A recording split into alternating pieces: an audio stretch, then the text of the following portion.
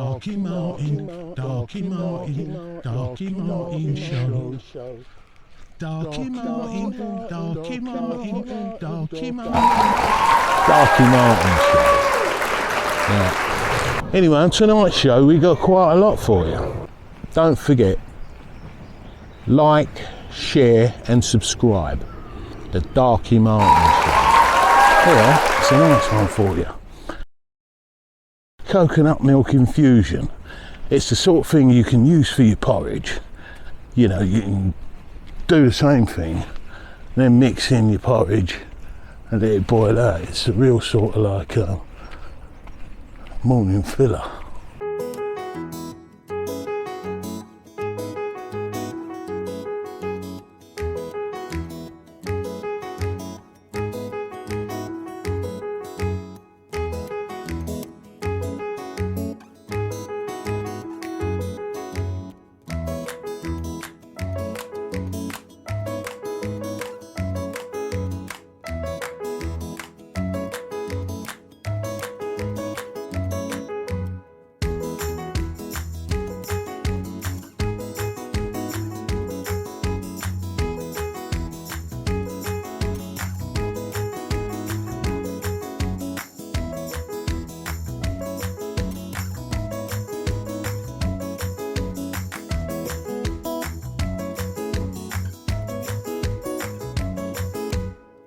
Nice coconut milk infusion.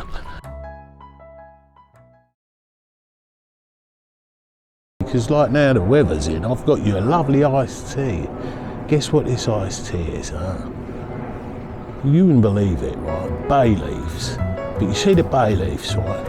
What I do, I just make sure I pick the nice little sprouting leaves, yeah? You know, it's how they pick tea anyway over in the countries where they grow tea. They only pick the little top buds.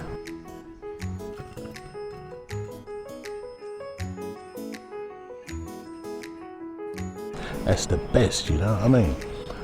And I'll put some of that. I'll get a nice bit of ginger. And I don't know if you know sorrel. Some of you probably don't know sorrel, but it's like these little petal buds thing that you know, found in hot countries. It's a nice drink, I tell you. I'll put some of that in there with the bay leaves, roughly about the same amount as the bay leaf. Then I'll put some ginger, you know, a fair bit of ginger, and I'll boil it all up. And I'll leave it, after it's boiled up, like, I switch it off and cover it over, like, leave it till the next morning. Then what I do in the next morning, I'll get some pomegranates, and I'll grind them all up with a bit of the tea, sluice it all around, and then put it through a sieve. Then combine all the lot together with some lemon juice and some lovely honey.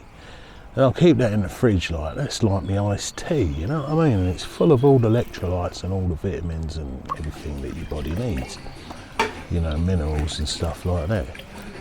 And you know, I have that as my iced tea. Stick a few ice cubes in a glass, glug, glug, glug. Oh, that's so refreshing, you know. It's nice and sort of like tangy, but them bay leaves, now have a good taste, and it goes exactly with the pomegranates. They go so well together, you know, pomegranates and bay leaf.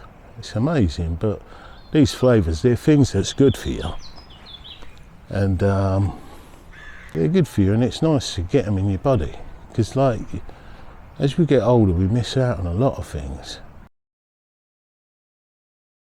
I'm sure you're going to enjoy the show tonight. Darkie Martin Show. Look, out and about. God blimey. Who would guess where I am? Darkie Martin Show.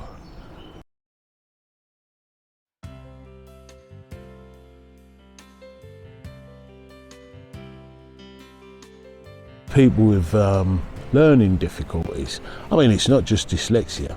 And you wouldn't believe it, right? Some people, you know, end up being violent and stuff like that, and it's just like, what happens if you're dyslexic? It's not an easy thing to really cope with, you know, because you're holding yourself back all the time because of embarrassment. That's one of the things. Embarrassment, the way you feel when people turn around and look at you as if you're fucking silly just because one little spelling error or one little wrong word or couldn't read it or whatever, you know what I mean? Whatever the situation is, you know, you sort of like just go into yourself and then you just be an angry person. Anyone flips his switch, you lose it. Yeah, and you know, a lot of people, some of them end up in the nick, some of them turn to drugs and shit like that. If they could read and write and do things properly, then they could be bloody earning from their thoughts like everyone else, really, when you think of it. But you just don't get that chance when you're dyslexic. Do you know what I mean? If someone reads it to you, you'll understand it. Listening and learning rather than just reading and learning. You know, for some people it's easier for them to just listen. You read it to me and I'll listen to it. I might even be able to recite it back, put it in my words. Yeah, that's dyslexia for you. Thanks and praise all of your days. Now let's go and see what the Buchanan sound's up to. Yeah, it's Glory, the Buchanan story. Check this out. You ready, son? I'm not doing too bad, mate. Nice to see you. Long time no see. You know what I mean? Nice of you to come down on the DALKIE Martin show and Jam Down TV and all that. Yeah, big up to that. Big up Jam Down TV, One Vision. Yeah. Back in the day when we were growing up, man. One road is the manor. Yeah. First thing I kind of know about sound was like the Buchanan. Yeah. As a serious, we had a sound. I can't remember what we called it. We had something going on. I don't remember. Yeah. Then we joined up with kind of the original Buchanan, then on it. Jukes, Cannon, all kind of man. Kenry, Derek, Freddie. And left out nobody still, but everybody. Were you still at school then? Well, you must have been. After school, when I was just turning 15, 16. Yeah, because we used to go class on a Sunday, Reggie. Yeah, and I used to go church about 3 times in one Sunday. That's how I got brought up, you know, Bridget. Yeah. So how did you sort of like Sunday, end up going to Buchanan dances? Yeah, because the guys, we grew up on the same estate, man. Yeah. Wandsworth Road. At 15, I mean? How did you get out, like? Yeah, I came out. You know, I was big enough to. I was sort of like more independent then, still. 15. Had brothers and sisters, yeah. Brothers and sisters, so we kind of grew freely. So like when you come home from school, like on a Friday night, say there was a nice Buchanan dance being promoted. How'd you get there? Yeah, well, 15? From after school, I went no more in them time. It was more, say, going on 16, because 15 would have been on the estate. Yeah, coming out the window, so I should say, the toilet window, my balcony. Yeah.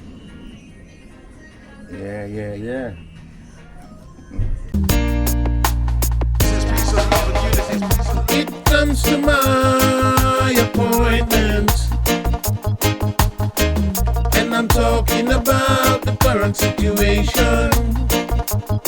How do you tell my kill off them one another? Oh yes, do you tell my kill off them one another? Every day another get dropped, every day another get flat. Every day a mama gonna cry the tears from her eyes. Father, won't you help them please? Teach them to Father, won't you help them please? Teach them to understand. Father, won't you help them please? Make them realize. One Vision Records, not you? One Vision every time. Buchanan. Giving thanks to the Most High, and the right strength each and every day. So we got to give you praise. How you mean? Thanks and praise all of your days. Thanks and praise all of your days. I wake up in the morning, got to give thanks and praise. I wake up in the morning. This is the Glory, the Buchanan story.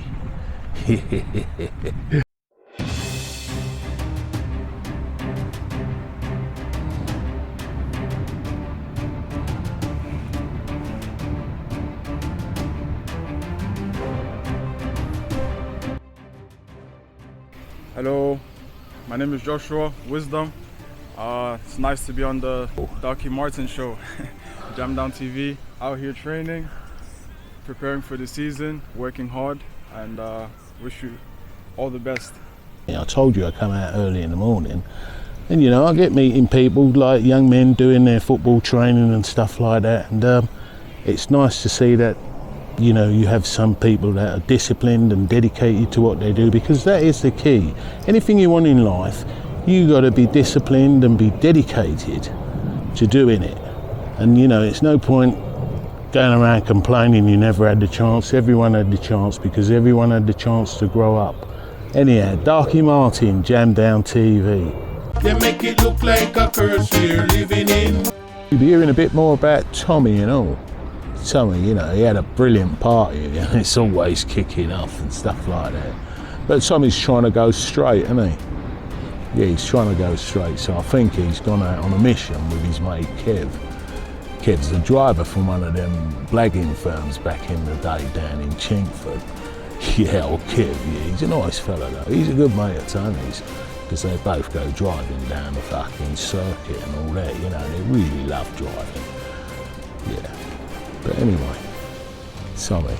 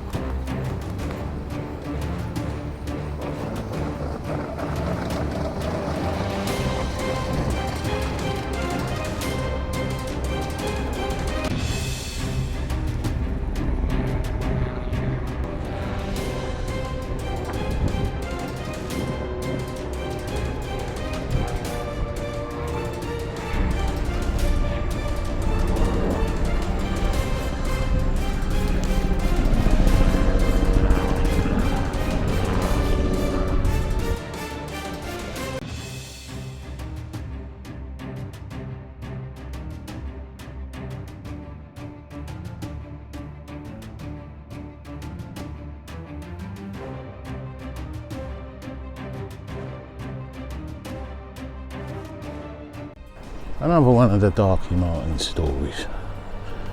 Yeah, this is DALKIE Martin. I'm out and about today, just taking a nice little walk, see what's going on, you know what I mean?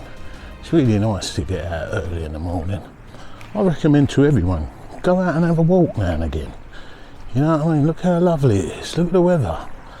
You know, have a look around, it's bloody blinding. I just love walking about in the morning. You know, and I like to get back in and you can make your way out. You know what I mean? It's really nice. Anyway, I'm going to be telling you a story about Tommy. You know, Tommy come out and he's trying to go straight, like, because he told me he wanted to knock it all on the head. So anyhow, he goes on a mission one day with Kevin. You know Kev. Kev's a driver for some blagging firm over in Chingford or somewhere, Chigwell, I don't know. But anyhow, he comes round, he picks Tommy up. I mean, Tommy was waiting for him actually on somewhere down in the East End. So anyhow, he stops and he picks him up. And then he turns around and he says to him, "We've got to go to Chingford to see some fellas about some lock-up down in the docks." So Tommy says, "Yeah, all right then." You know, thinking, yeah, the geezer can turn on some work for him. But anyhow, Tommy knows a load of people. They set off and they head over to North London somewhere. And when they got there, they says, "Come on, hold up, we got to go down the docks." And so they all jump in the transit van. Nice one, an old big one. Jump in there. and they all made their way down to the docks. When Tommy got down the docks, they all got down there. Tommy saw, I think it was Brian, another big fella, but they got on like an house on fire, them two big fellas. And he took Tommy around to see all these containers. Look at all these fucking containers, he says to him. Half of them belong to fucking, what's his name? Something like that. I don't know half of the country they talk about. But anyway, this is a Darkie Martin stories. Remember, it's a Darkie with an L. Darkie Martin. Anyway, Brian took him round, there was loads of containers. He took him round there and he pulled open this fucking yellow container. And this yellow container, when he lifted it up, I fucking see Tommy, his eyes nearly popped out. Fuck's sake. Tommy turned around and Tommy says, fucking hell, all that stuff there, look. Brian turns around and he says, listen, there's a load of fucking snide watches and that, you know, like brand names and that, I won't call them out. A load of watches, loads of laptops and all that, you know, the old fucking fruity one. There's a load of everything in here, Tom. Now listen, we can set you up here, because we know you want to go straight. Everybody loves you, Tom. So I'm trying to help you out here. All you got to do, grab a load of this. As soon as he says that, Tommy fucking started lugging it all in the transit van. Anyway, when he fucking filled it right up, all sort of stuff, it was phones and laptops and fucking loads of gear. Unbelievable stuff. Anyway, Tommy sat down with Brian after and they fucking started talking. And Brian says to Tommy, listen mate, you get yourself a stall down the market and knock these cunts out. You'll be alright, I'll set you up, yeah? That's the best I can do for you, Tom. Alright? Because you looked after my mate in the nick, you see? And he told me to look out for you when you come out. So this is from your old cellmate, you know the one. So tell me who that was like. I don't call him your name, but and this is what he says I should do for you, is look out for you. You know what I mean? I shook Brian's hand and you know, I can see that's like mate for life, you know, Tommy. He looked after someone in the nick. And this is the favours they fucking, you know, returned. Tommy thought, yeah, that's really nice. So in here, good thing about this is Tommy got back with his daughters, like, cause, you know, like his daughters weren't talking to him and that, and Tommy was fucking, that's half the reason why Tommy would go out and fucking bash people up. He had so much fucking anger because his kids, he couldn't see his kids. Do you know what I mean? Tommy started knocking all this stuff out, didn't he? And the thing about it is, Tommy got back with his daughters. His daughters come round and see him and he told them the score like that it's all going to sort of like start kicking off down the market. He was so happy, I've never seen him so happy. His kids were with him and they're all going to help out on the market.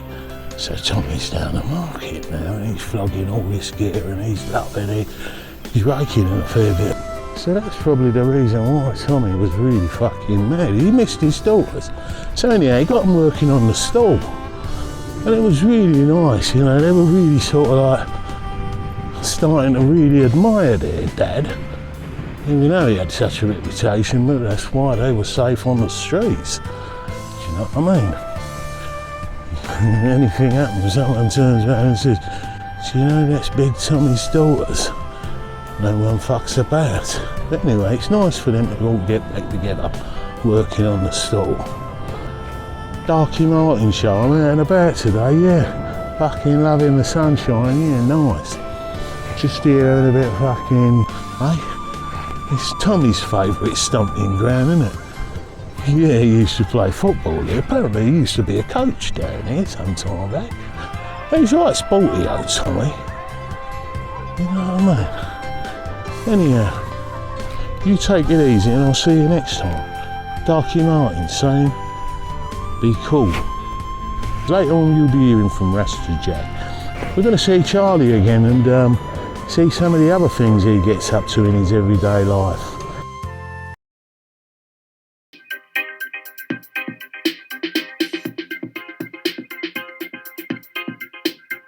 When Charlie got off the bus, he headed for his favorite hideout, the rooftop of a tower block. That's where he felt safe and he could hide all his things and he could keep himself warm sitting by the ventilation. Charlie loved it here. He had time where he could just be free and think and watch the world underneath his feet. Charlie loved it here. After having a really good sleep, Charlie headed out for the night. He made his way to Mr. Byron's restaurant, the Caribbean restaurant that he loved so much because how they really looked after him. They gave him the food that's left over at night, and you will see Mr. Byron giving Charlie a big bag of food. So whenever Charlie's in South London, this is one stop he's really got to make, because he knows he's got a lot of food and he can feed a lot of people. So Charlie looked forward to getting this food and then going down and visiting, seeing some of his friends he hasn't seen for a while. So, you know, this was something important to Charlie. Charlie all over London, Charlie walking free. Charlie all over London, oh Charlie.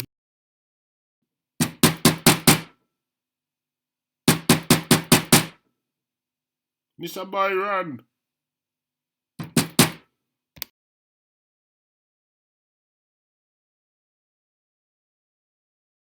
Thank you for the food, Mr. Byron. Man, you is a savior, you know. God bless you. Charlie made his way down to the West End, where he shared the food that Mr. Byron gave him with some of his friends, homeless, and anyone who was hungry.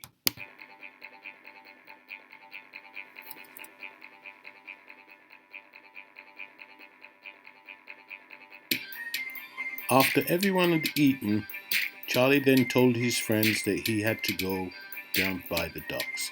So he said goodbye and off he went.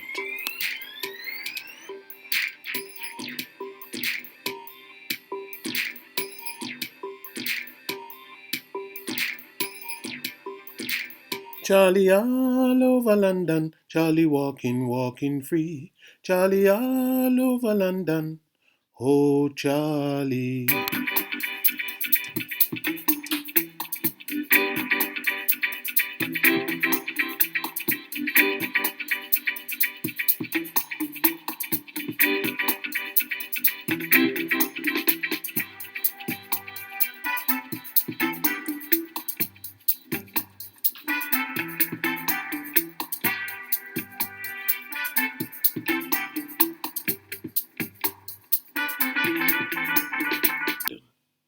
Charlie always liked walking down the docks because he would bump into some of his friends. He used to actually live on a boat, but the people that he lived on a boat with, they went on a world tour, a sailing tour. So Charlie was making his way down to the docks to see if they had come back, because they were people that he really got on well with. After searching the docks 2 times over, Charlie could not see his friends. So he decided to sit with some other homeless people and have a drink and have a little sleep. By the break of dawn, Charlie was up and out. He was on the road again. Charlie was on the move again. Always, don't matter what the time is. Charlie was meeting up with Maxine. Maxine would help Charlie by taking him to a place where he can get cleaned up, he can get a shower, and get some coffee or something like that. She was a good woman. So Charlie raced across town because Charlie was one to always keep an appointment. If Charlie was going to meet you, and he never had a diary or anything like that, but if you made a date with Charlie, he'll be there. He'll be there on time. See Maxine there. Give thanks for her, man, because she make me can clean up myself, you know. A good person that, you know, me glad to me know her a long time, me know her still, you know. Yes, man, good girl. At least me can get for beard off today. What, Maxine? You alright, love? Yeah, man, I saw it go, you know, me glad to you here today. No problem, mate. How you doing? Girl, me just up and down, same way. Nice to see you, though.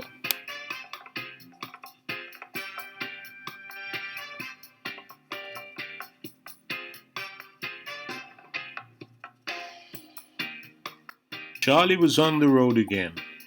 After having a shower and saying goodbye to Maxine, Charlie was on the road. He was heading for a nice place in the park where he could have a beer.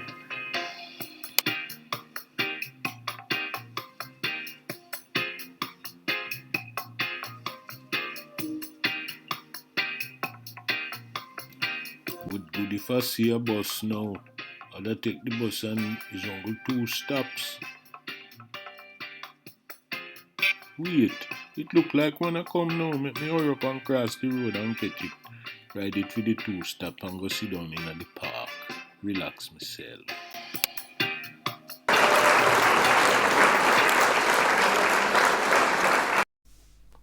Carabao, Part 3. From Rags to Riches. Another one of Darkie Martin's stories. I've been there now for a couple of months, getting used to the way things were going at the gym. I was training a lot of fighters, you know what I mean? And everything was looking hunky-dory.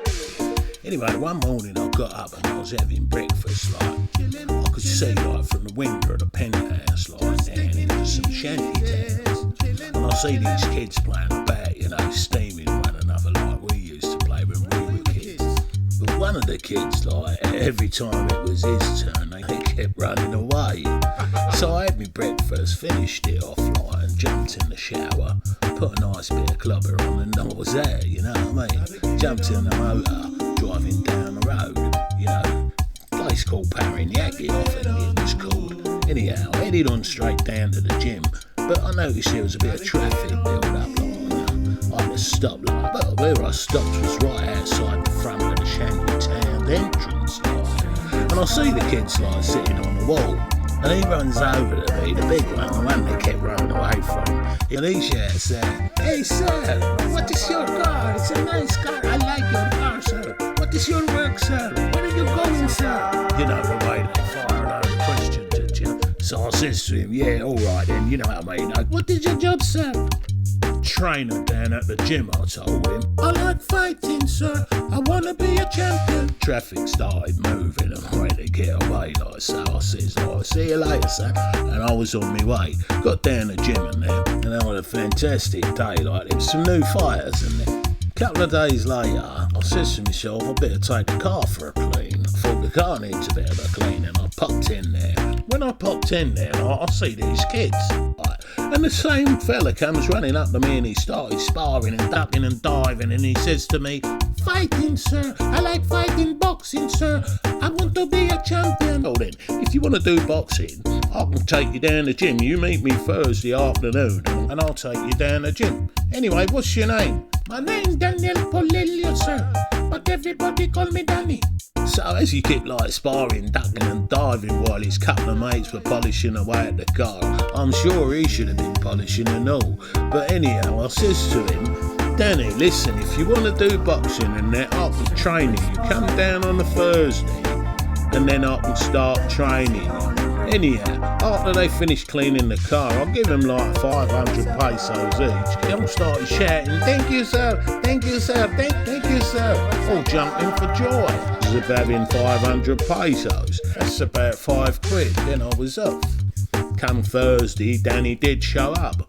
He showed up with his couple of mates, you know what I mean, and I started training him. But I could see he was a real fit young lad, real determined, you know what I mean, and he had a good sense of, you know what I mean, aggression. He was only 16 and he lived with his dad.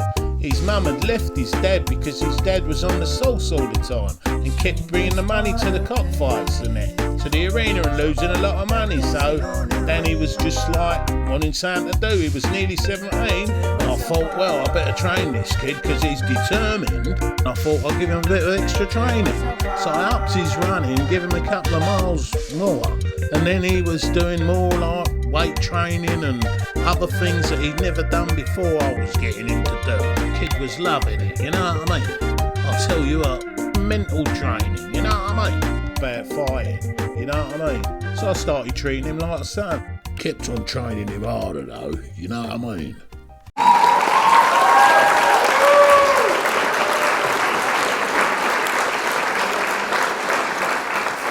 Cause me a the big mouth Rasta, me name Rasta Jack, and me chat, yeah.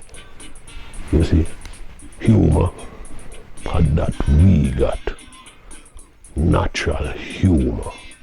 We are joyful people, together people sing happy, joyful and clap hand together. Yeah. Until them come join this crab in a barrel sing thing. We have to go looking at that deeper because I don't want to find out who are the man. Because it must come from one mouth. But you know, sometimes me get thinking about these things. You know, because them now watch it right now, you know. Almost one mouth it come from, and then take it up. But who the damn big mouth? Because it's only me, Rasta Jack, the big mouth Rasta. See? And when me talk, it's up to Uno to pick out whatever Uno think is facts. But all me I tell you, say, I mean here Rasta Jack. And me have my freedom for speech. So right now, at tea time, and Slice, what you would have said about that? Me are going to investigate still with you, Rasta Jack, and find out is who are the man who first said about crab in a barrel. You see, man have to look upon it a different way too, because it go deeper. It kind of break down the whole community structure. So from the community structure broke down, there's no cooperation, there's separation. And that's where the crab in a barrel thing kick home. Nobody trusts anybody anymore. Not even the innocent granny from way back when can tell the story about life and her ancestors who prayed and cried and bleed and died for us. Not even she safe a road nowadays. Can I tell you? What kind of thing are going on? Where's the Slice? Crab in a barrel is madness. It mad them. We really have to check it out. You know? Yes, Rasta Jack. Boy, things hard. You have to shape made in a Rasta Jack. Yeah, for real. I tell you. Yeah, it's a real thing. Who the whole people who still live with we, God spare them because something them have to talk and tell we. Why don't we give them a listening? Sit down if you know anybody who old people getting on in life. Sit down with them and talk and document it. Because you see the thing, they might talk about history. Ain't mad enough man out the road, you know. It's cup of tea time. We don't know we history or whatever. What we can do to change that, Rasta Jack?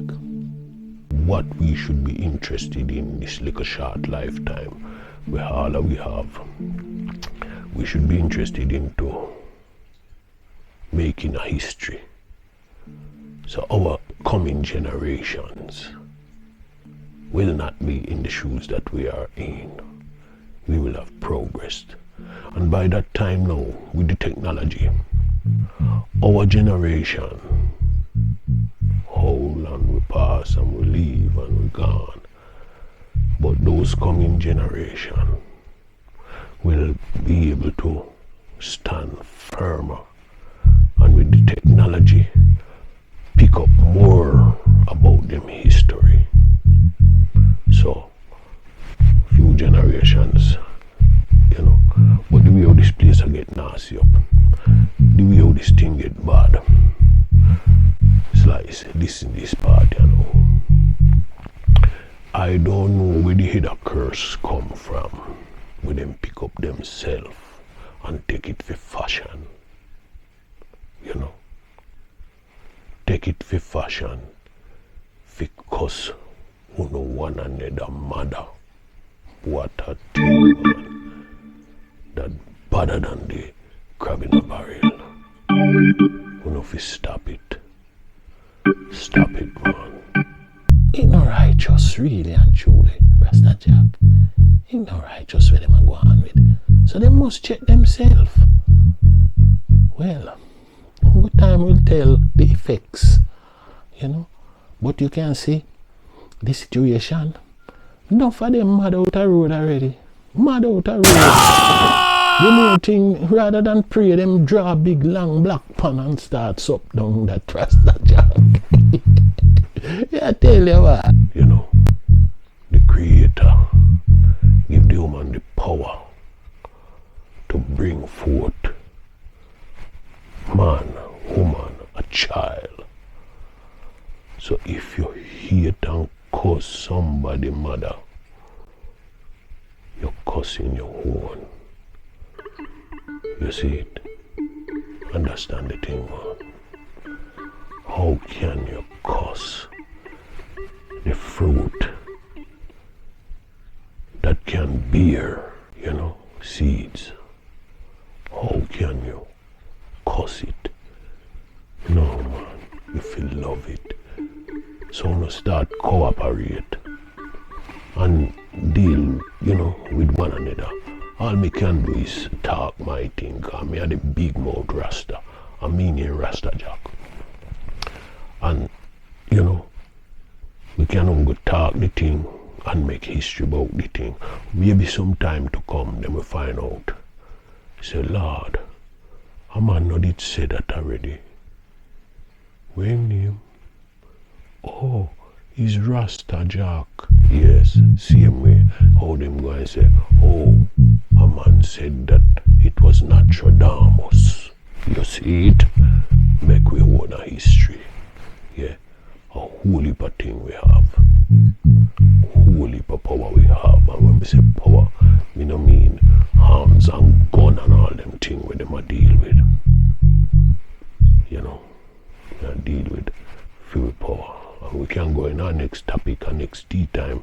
We talk about retracing our power. Yeah, getting to understand our power. See it? Yes, a man do we talk out, but me a Rasta Jack, the big mouth Rasta. Sometimes me no talk and stop. No juice lies.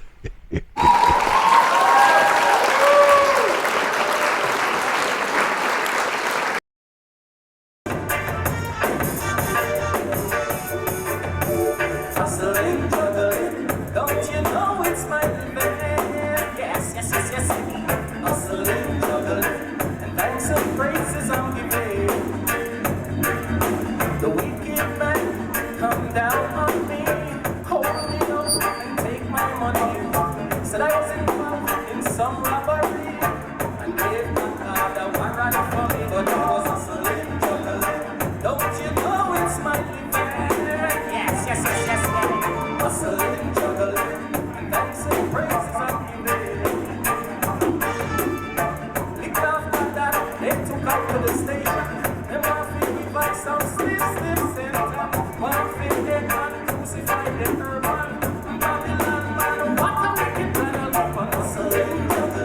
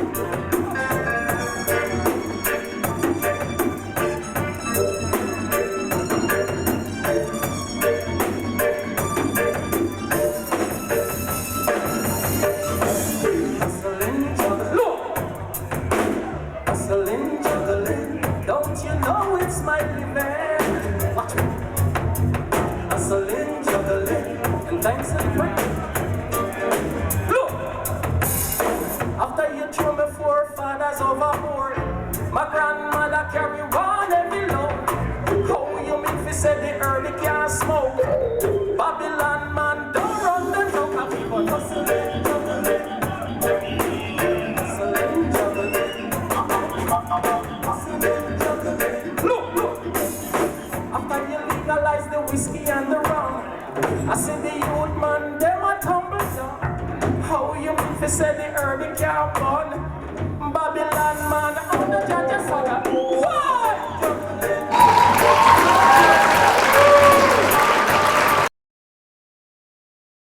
Some more Little Roy. Yeah. What a great singer he is, ain't old Little Roy? Next song is called Jack and Come Tonight. This is the next song being exploited.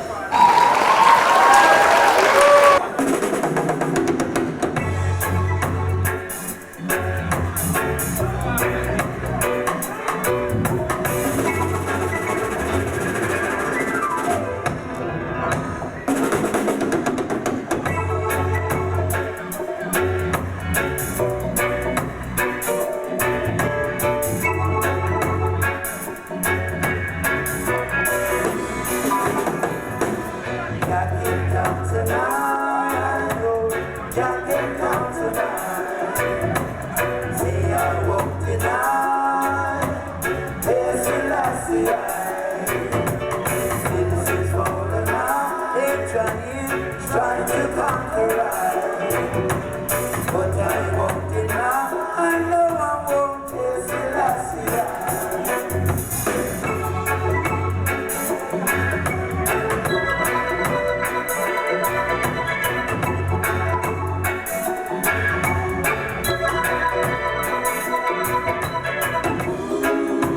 In loving arms without me, I know.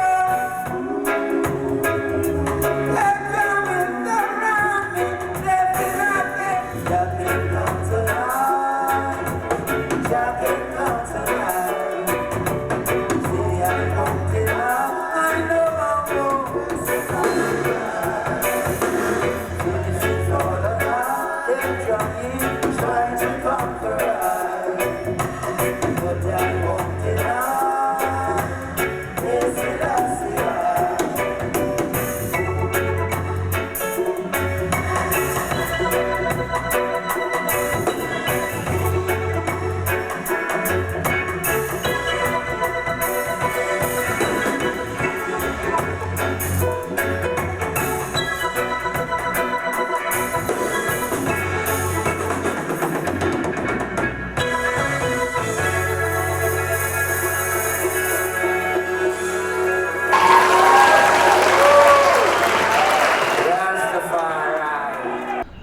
And we'll be finishing off the programme with some Fred Locks. Yeah?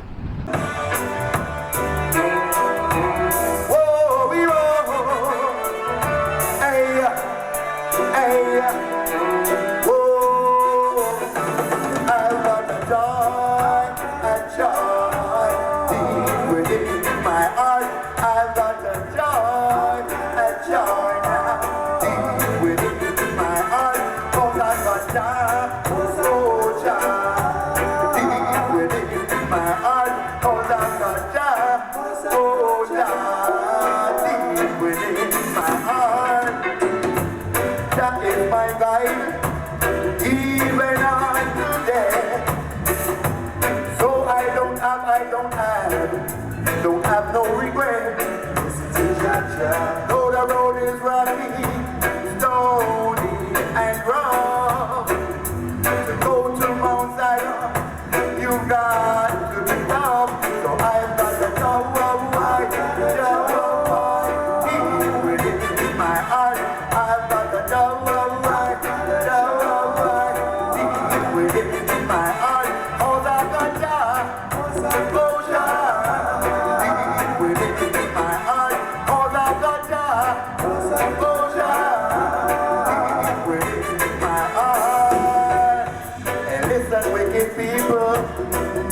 I don't fear no foe. I'm standing up right now for all that I know. This is my life. I live how I choose. With Jah on my side, how can I lose? I've got the deep within my heart. I've got the my heart, all I've got within my heart, all I've got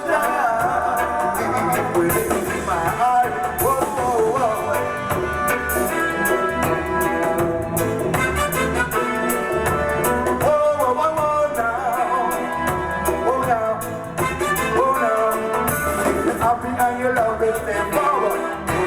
Forward. Forward. Forward.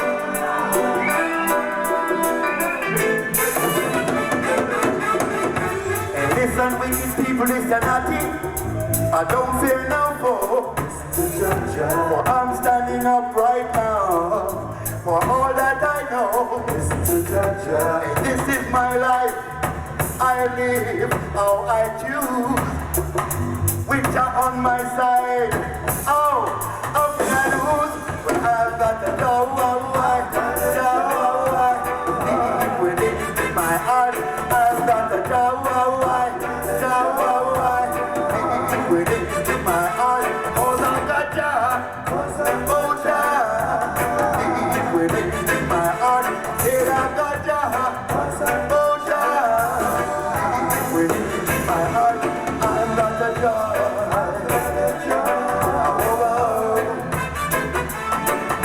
A joy, a sweet joy.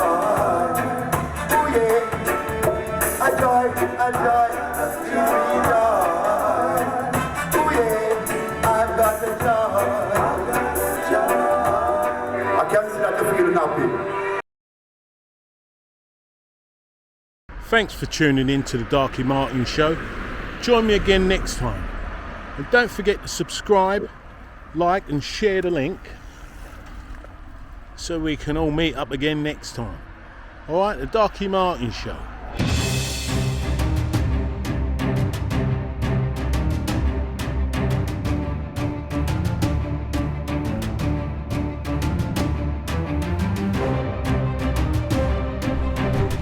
Darkie Martin, Darkie Martin, Darkie Martin Show. Darkie Martin, Darkie Martin, Darkie Martin Show. Darkie Martin, Darkie Martin, Darkie Martin Show. Darkie Martin, Darkie Martin, Darkie Martin Show.